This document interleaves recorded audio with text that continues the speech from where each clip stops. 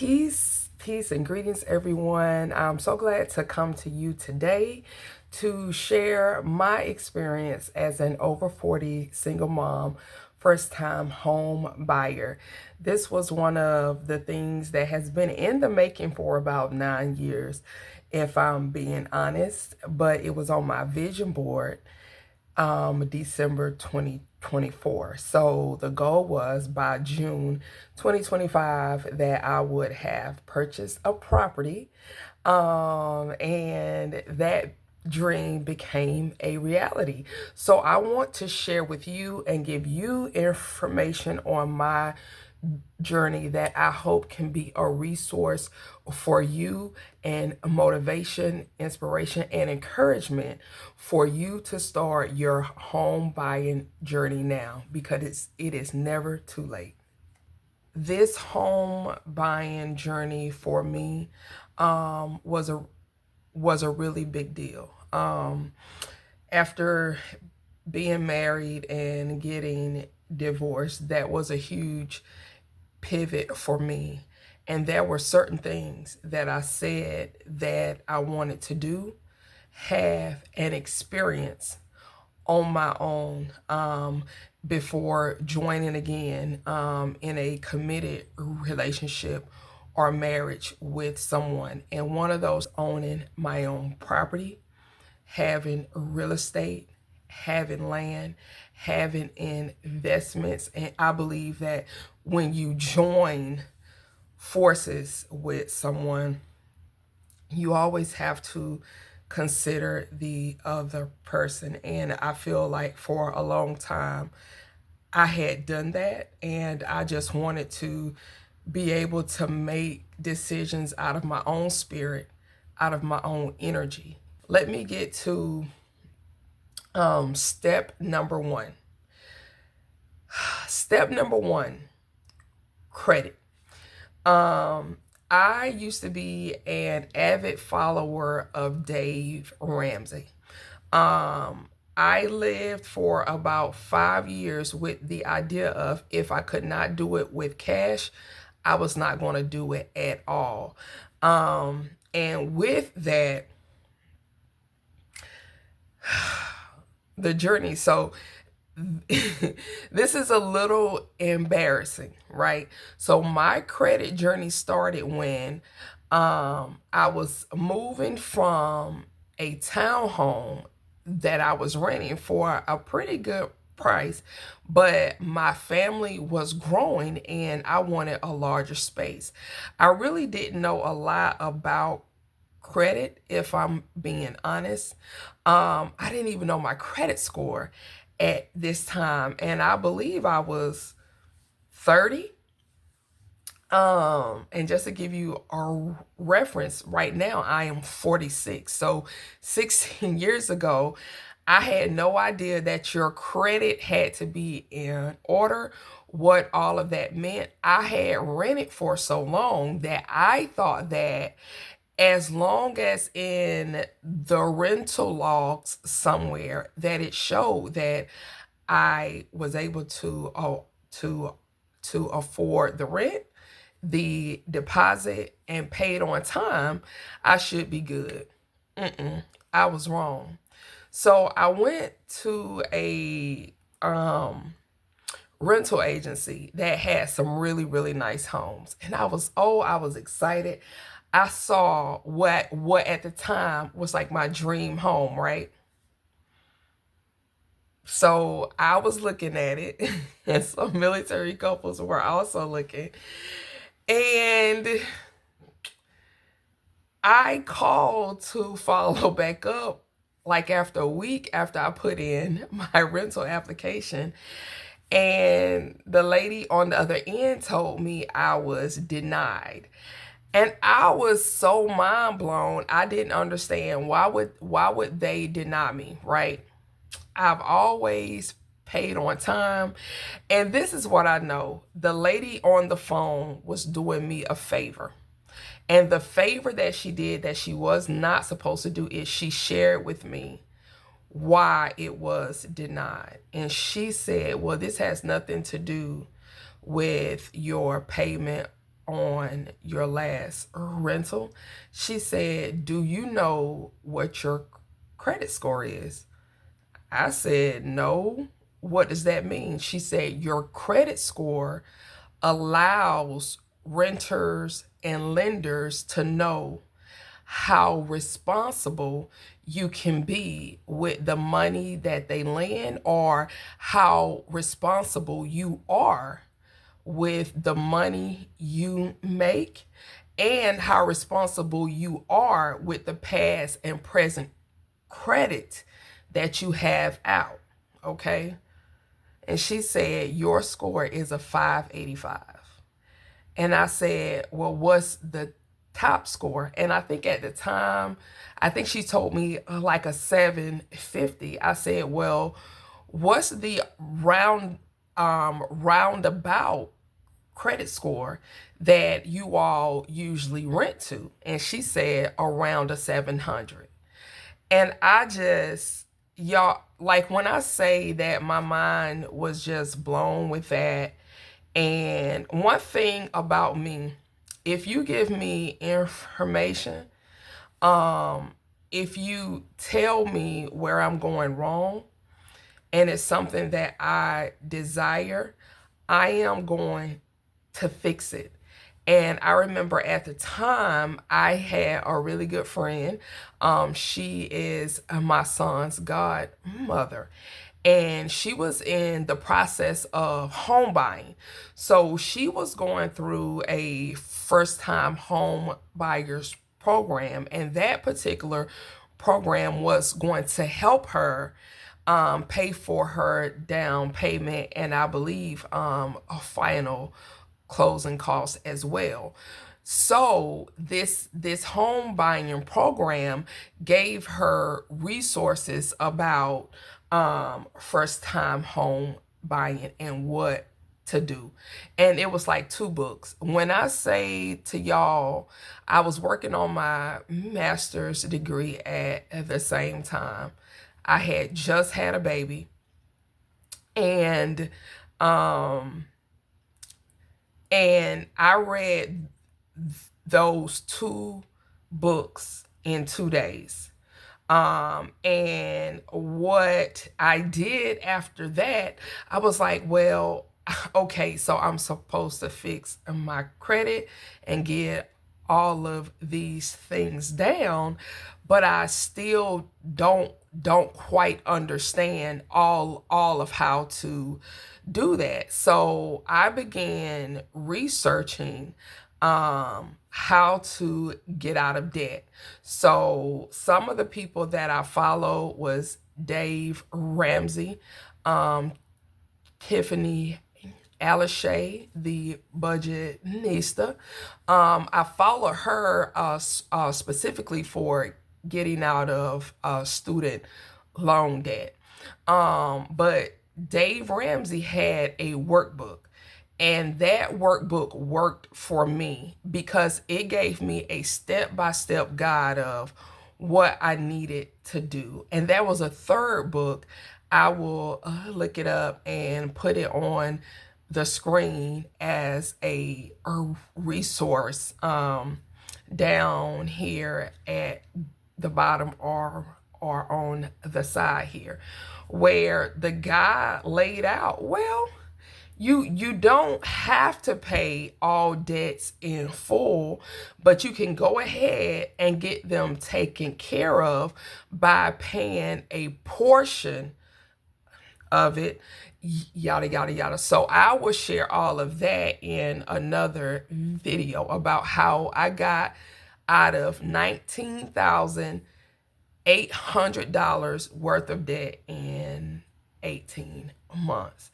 So that one's going to be a big one. So if you are in any amount of debt, please be encouraged that there are ways that you can work through that and handle it. It's an elephant, so you've got to eat it a bite at a time. So I don't want to spend too much time on that, but I just wanted to share the backstory of how I learned about a credit score, and how I began getting my credit in order so that my credit score, when I went in finally to purchase a home, could be in a range that could be favorable for me lending wise.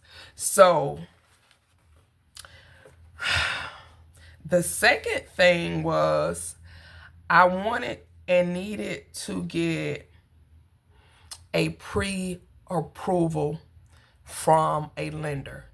One of the first things that you want to do when home buying, pre-qualification and pre-approval are two different things. Pre-approval tells you exactly what and how much home you can be loaned. Okay. And it also basically says yay or nay, whether or not the lender that you are going through is going to trust that lending you money for a home is going to be a good investment for them. And let me say this, not all mortgage lenders are the same. So having a realtor or a friend in the mortgage lending business can be of great support. So after working for years to get my credit score good, and my aim was 700 and above that. Okay, so I'll say that. And with the pre-approval that I got, which was a pretty good amount, I then asked a friend who had just sold her home, hey, can you give me a recommendation for a local realtor that you used? And she did. So my realtor, shout out to Daichi Thomas of Military Family Realty here in Fayetteville, North Carolina. Her, Diana, and her son Will, they were the most supportive realty team that I could have ever had. Daichi has over 20 years in real estate experience. She knows the area, and she also knew lenders. It is very important that you have a realtor that has good relationships with lenders, okay? Because especially if it's your first time, there are certain things that you don't know, but having someone like a realtor that has established relationships over time, and you're speaking to them about your personal situation and financial, they know the right people to connect you with. And that's what happened in my case. And the connections were so great that from the time I started looking to the time I closed was less than 6 weeks. So yeah, I'm grateful to God. This is my buyer's package. So in my first sit down interview with Taichi, she gave me a buyer's package binder. And it is what was basically essentially my Bible through the home buying process. I mean, everything is laid out as far as what to do with your money, what not to do during this process, because what you have to realize is when you are pre-approved approved. All of the money, all of the assets that you've been pre-approved with, it's at that level that you need to be or better before your closing day. So they will tell you, don't spend any more than $5. I mean, pay your regular bills, but don't put anything on credit. Don't make huge purchases. If you're going to do that, and for God's sakes, don't open up another line of credit while you are in the home buying process. You want things to be at the same level as when you were pre-approved or even better.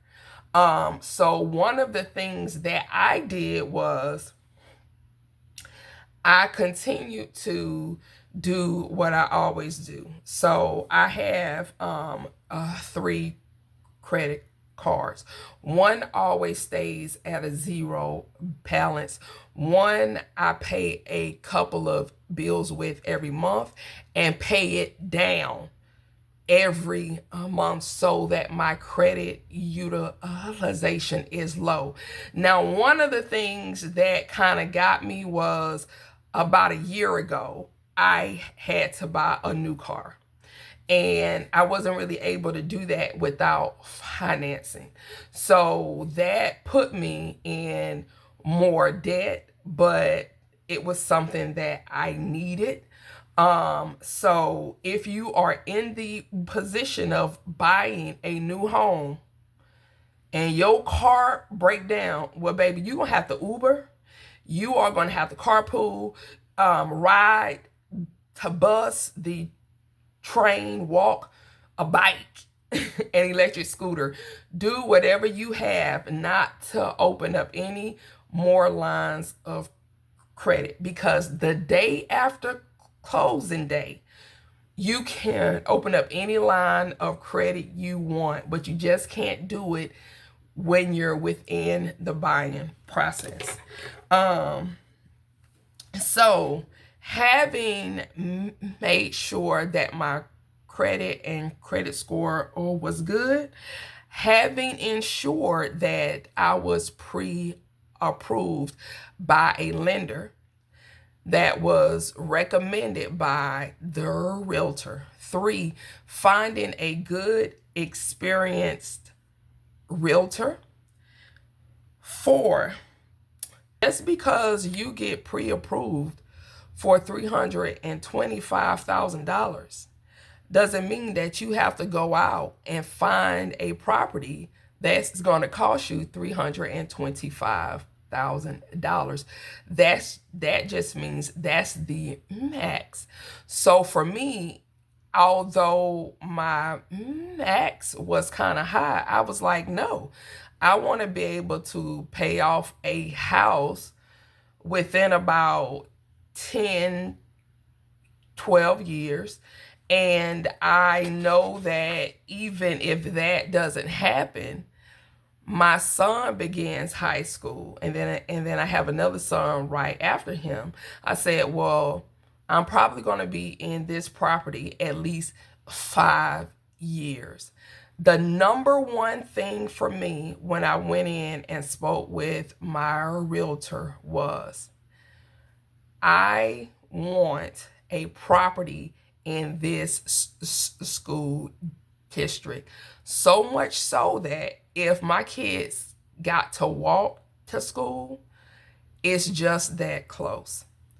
And so this was a school district that for me has been on the vision board for my kids for about the last 5 or 6 years. Now, my children before this were going to a private school. And although I was getting some of their education financed by a grant, I still was coming out about $1,200 a month with my portion of tuition, after school care, and other things related to school.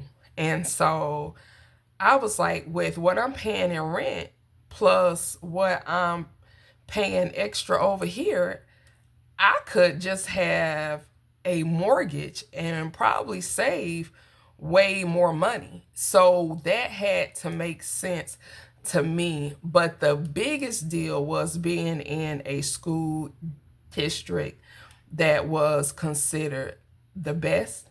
Number two, I looked with the realtor at the property value of the homes over the last like 5 or 6 years for the area. And so I knew that in 5 or 6 years, I can probably sell this property for way more than I bought it for. So there were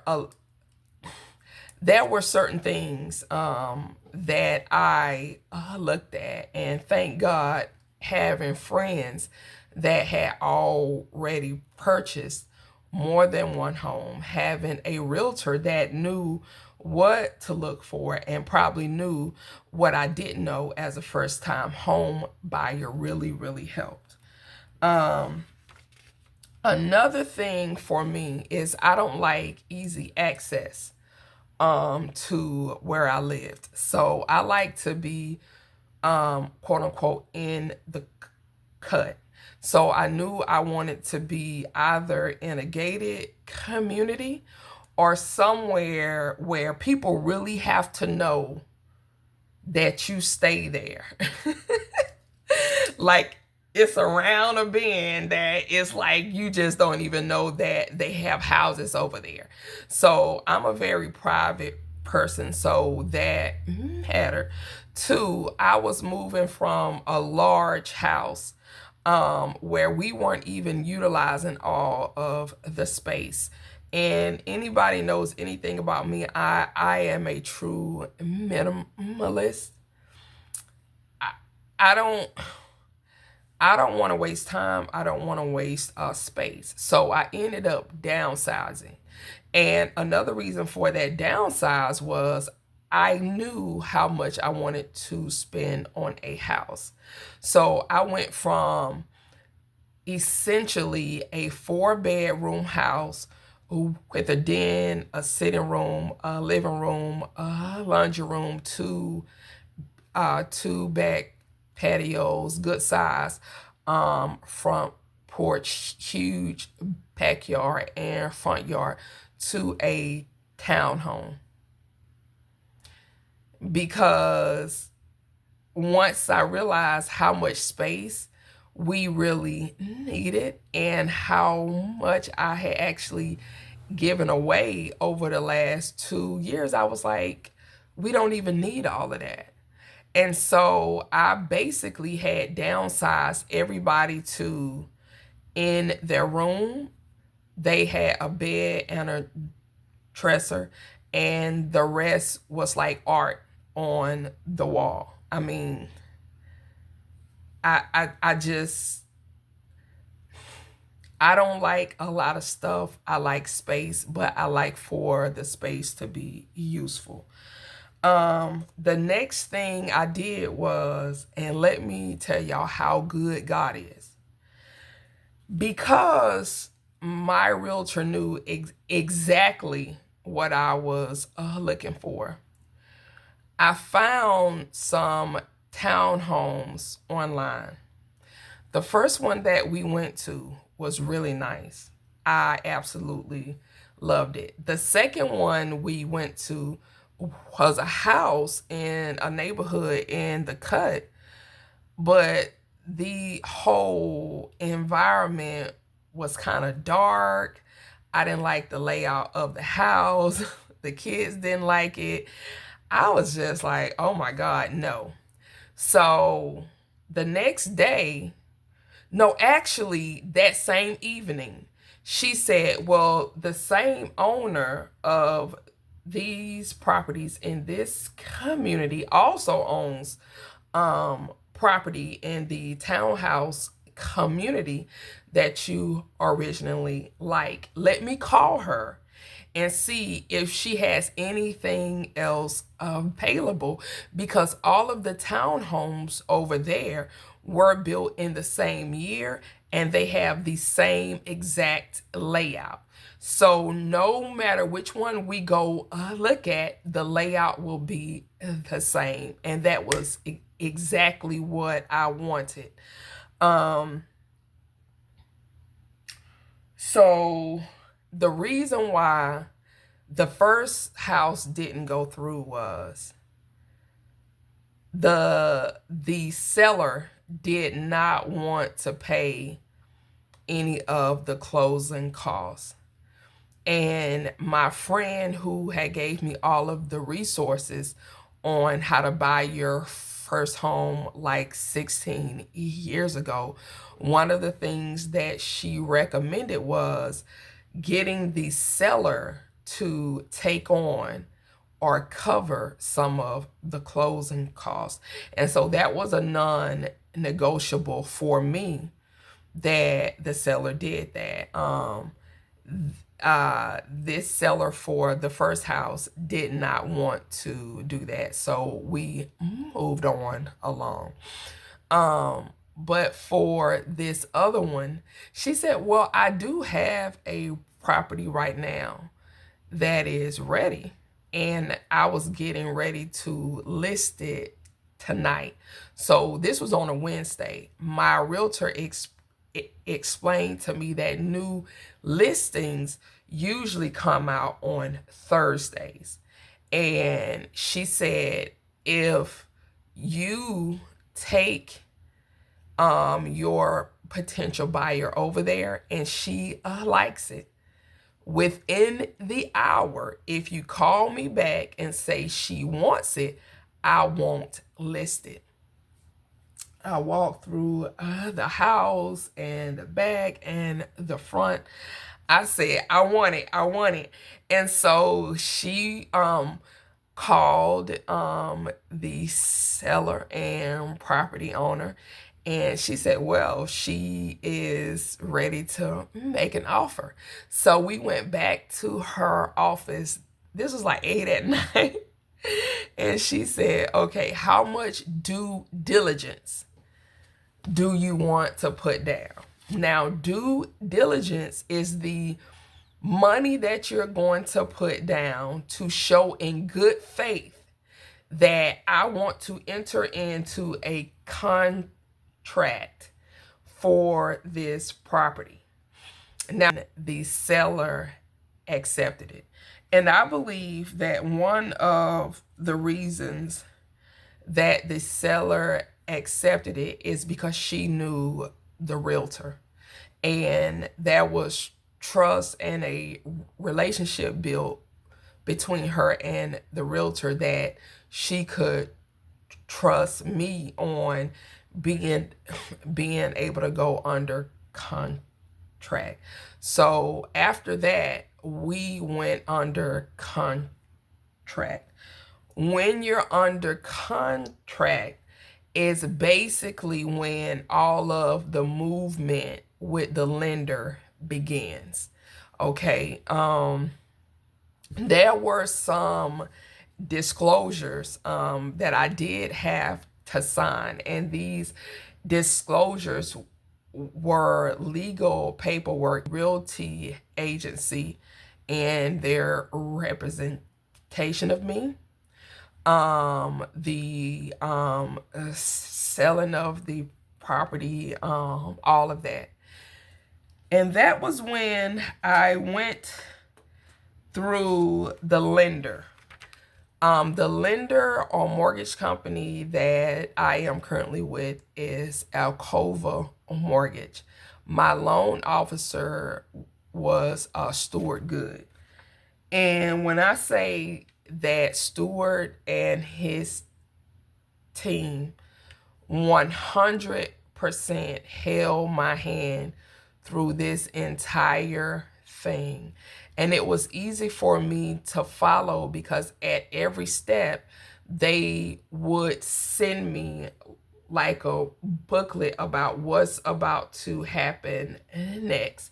Now, for me, I am someone who learns by seeing, reading, and doing. So after work, I would take my time to look through all of the packages, and make sure that every step was what was laid out in my buyer's package for my realtor.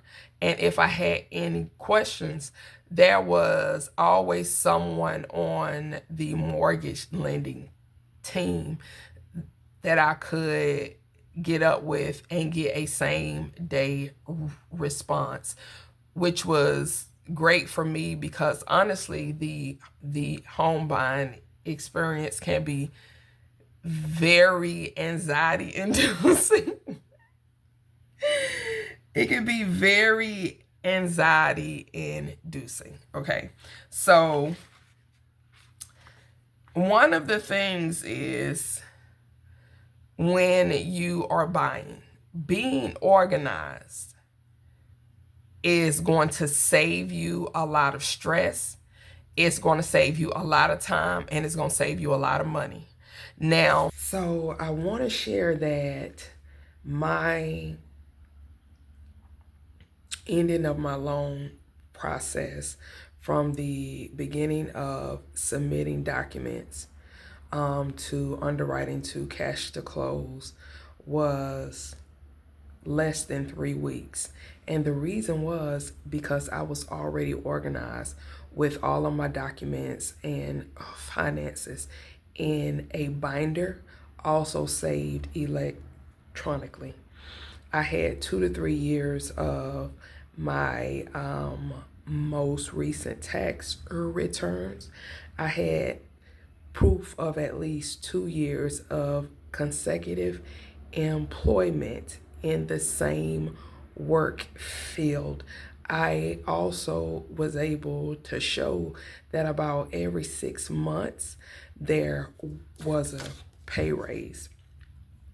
I also had proof by way of direct deposit into my bank account 1 to 2 years of additional consecutive income, which was child support. My child support was not court ordered, it was something agreed upon. So, pro tip, if you have established a child support or alimony agreement, make sure that you are getting regular direct deposits so that you can show that as additional income. Also, I had to show proof of cash to close. Basically, I have two retirement funds that I do not touch. One started 14 years ago, and that interest has been accruing over time.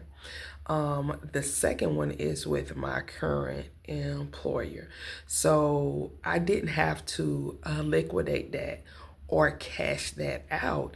I just had to show that on closing day, I would have funds if needed. I also had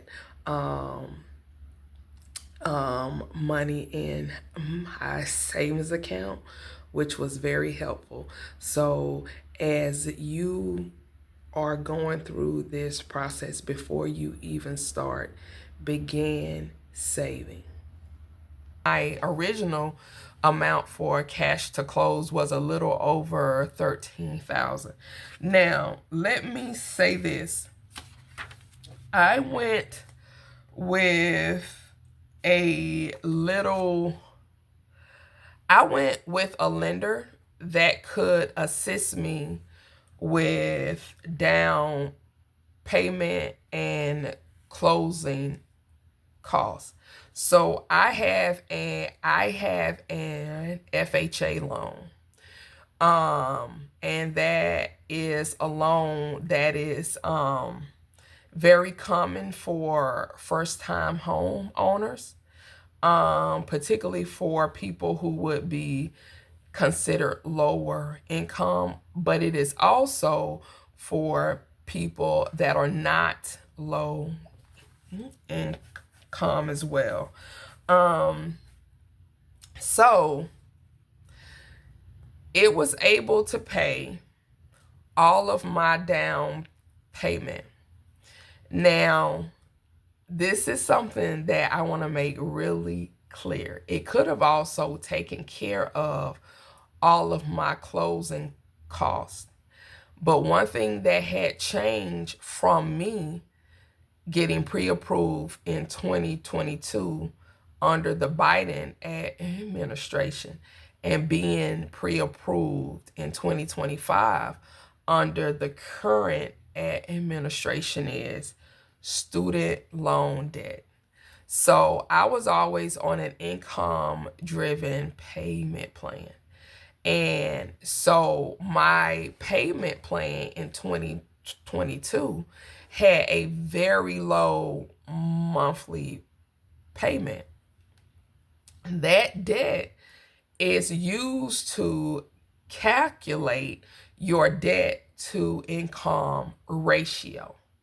There's a certain percentage if you're going to qualify for FHA assistance that you have to have your debt to income ratio has to be a certain amount. So I was good with my credit cards. I was okay with my car payment.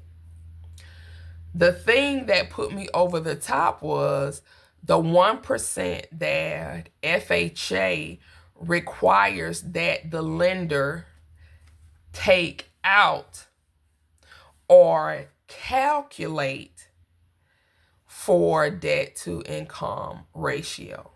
So because of the legal battle right now with income driven payment plans, there is no current payment. So they had to factor in 1% of whatever my total loan was. And so it put me over that debt to income ratio where it would have covered my down payment as well as my closing costs. So I was responsible for paying my closing costs. And I knew that early on because once the lender began working with me to see what I would qualify for, they let me know that, hey, that was when I went to my realtor about will the seller cover any of the closing costs? And they did. They gave a pretty fair share. So once all that was said and done, I went into underwriting. The underwriting process is almost the same as the pre-approval process, but the underwriting process is not done by the lender.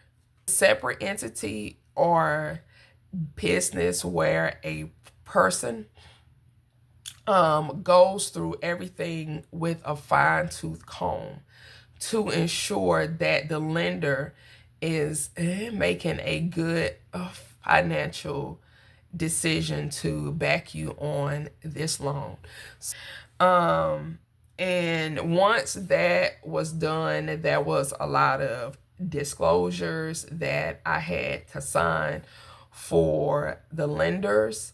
I then, once I got that cash to close, and let me say this, 2 days prior to the closing day, prayed to God that I had everything that I needed and that my cash to close would be below a certain amount, because what I needed was for me to have enough money to close, to pay for moving fees, to get utilities cut on in the new area, and because I had to give a 30-day notice for where I was renting, I still had to pay a month's worth of rent.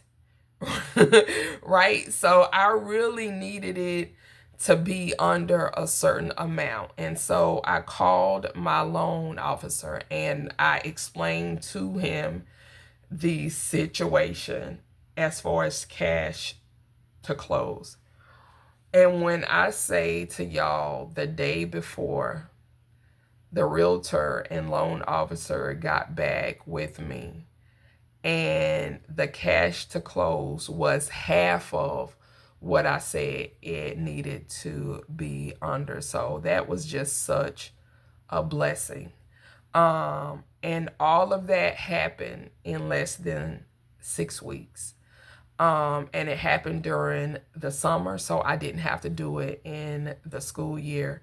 All of the things that I have trained my children in, as far as being independent and being safe, that is really about to be tested, because I used to drive them to school every day and pick them up every day. And right now they are going to be some latchkey kids. You're going to have to cook for yourself, get up in the morning, go to school, get breakfast, get lunch, come home, not lose your key, charge up your phone just in case something goes on and you need to contact me, you can.